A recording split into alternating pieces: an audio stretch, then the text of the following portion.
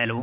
जय हिंद दोस्तों आज हम लोग देखने वाले हैं एसएससी जीडी परीक्षा 2024 के लिए जीके के महत्वपूर्ण प्रश्नों को, जो बार बार एग्जाम में पूछे गए प्रश्न हैं दोस्तों, और आने वाली एग्जाम के लिए बहुत ही महत्वपूर्ण होने वाले हैं। तो आइए दोस्तों देखते हैं। इसमें पहला प्रश्न है, थुलाल नृत्य की उत्पत्ति निम्नलिखित में से किस राज्य में हुई?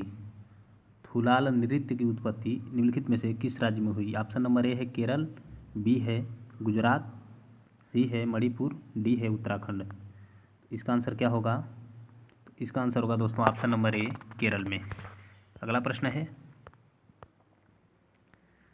कुम्मी लोकनृत्य भारत के किस राज्य की महिलाओं द्वारा किया जाता है? कुम्मी लोकनृत्य भारत के किस राज्य की महिलाओं द्वारा किया जाता है?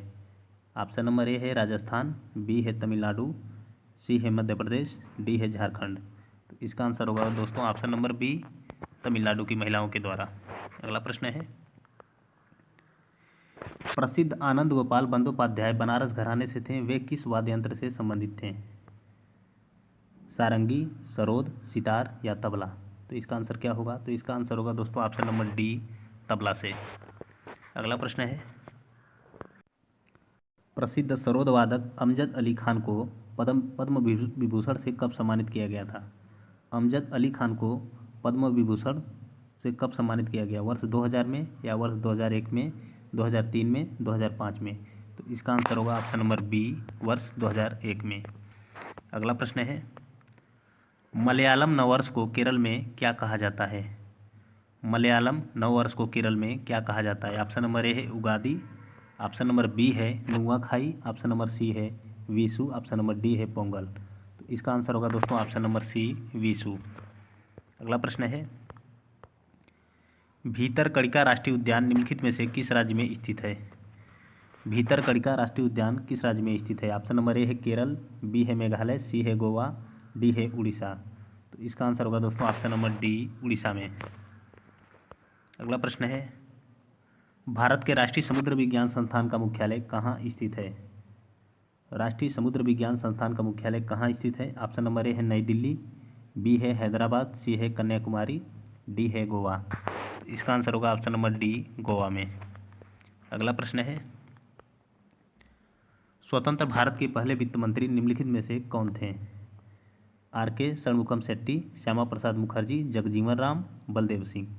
तो इसका आंसर होगा दोस्तों ऑप्शन नंबर ए, आर के षणमुखम शेट्टी। और दोस्तों एक और प्रश्न पूछता है कि स्वतंत्र भारत के पहले रक्षा मंत्री कौन थे? तो इसका आंसर होगा बलदेव सिंह। और शिक्षा मंत्री मौलाना अबुल कलाम आज़ाद थे। अगला प्रश्न है, राजीव गांधी खेल रत्न पुरस्कार पाने वाले पहले पैरा एथलीट निम्नलिखित में से कौन थे? ऑप्शन नंबर ए है Mariyappan Thangavelu, option number B है Devendra Jhajharia, option number C है Varun Singh Bhati, option number D है नरेश कुमार शर्मा। तो इसका आंसर होगा option number B, Devendra Jhajharia. और किस राज्य के हैं? तो राजस्थान के हैं। अगला प्रश्न है, भारतीय संविधान में संविधान संशोधन की अवधारणा किस देश के संविधान से ली गई है? ऑप्शन नंबर ए है जर्मनी, ऑप्शन नंबर बी है कनाडा, सी है दक्षिण अफ्रीका, डी है ऑस्ट्रेलिया। तो इसका आंसर होगा दोस्तों ऑप्शन नंबर सी, दक्षिण अफ्रीका से।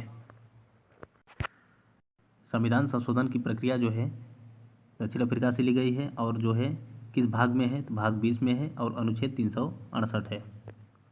अगला प्रश्न है, 1975 में भारत में आपातकाल की घोषणा के समय भारत के राष्ट्रपति कौन थे? ऑप्शन नंबर ए है Neelam Sanjiva Reddy, option number B है Giani Zail Singh, option number C है Fakhruddin Ali Ahmed, option number D है आर के वेंकट रमन। तो इसका आंसर होगा option number C, Fakhruddin Ali Ahmed. और इस समय प्रधानमंत्री कौन थे? तो इंदिरा गांधी थी। अगला प्रश्न है, वज्जी महाजनपद की राजधानी निम्नलिखित में से कौन थी? चंपा, वैशाली, कौशल, पाटलिपुत्र। तो इसका आंसर होगा दोस्तों ऑप्शन नंबर बी, वैशाली। अगला प्रश्न है, गुलामों का गुलाम निम्नलिखित में से किसे कहा जाता था? मोहम्मद गौरी, कुतुबुद्दीन ऐबक, इल्तुतमिश, बलबन। तो इसका आंसर होगा ऑप्शन नंबर सी, इल्तुतमिश को। अगला प्रश्न है, वैलाडीला की पहाड़ियाँ निम्नलिखित में से किस खनिज के लिए प्रसिद्ध हैं? लौह अयस्क, जस्ता, मैग्नीज, बॉक्साइट। तो इसका आंसर होगा ऑप्शन नंबर ए, लौह अयस्क के लिए। अगला प्रश्न है, उकाई बांध परियोजना निम्नलिखित में से किस नदी पर स्थित है? माही नदी, साबरमती नदी, ताप्ती नदी या मंजीरा नदी। तो इसका आंसर होगा ऑप्शन नंबर सी, ताप्ती नदी पर। और किस राज्य में उकाई परियोजना स्थित है? तो गुजरात में।